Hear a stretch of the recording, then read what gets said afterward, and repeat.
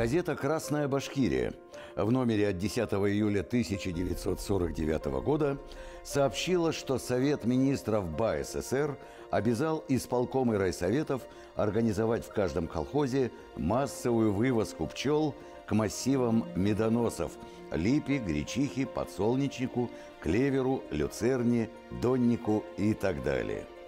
Редакция сообщает, что мероприятие по обеспечению пчел кормовыми запасами на зимний период и опылению сельскохозяйственных культур приняло массовый характер. Автор статьи, товарищ Игуменов, пишет, что Улутилякский и Бирский районы уже приступили к вывозке пчелосемей на кочевку, а вот Учелинский райсельхозотдел решил, что легче взять сахар. Этим иждивенческим настроением, критикует газета, должен быть положен конец. Каждый район обязан обеспечить себя кормовыми медовыми запасами и дать государству товарный мед.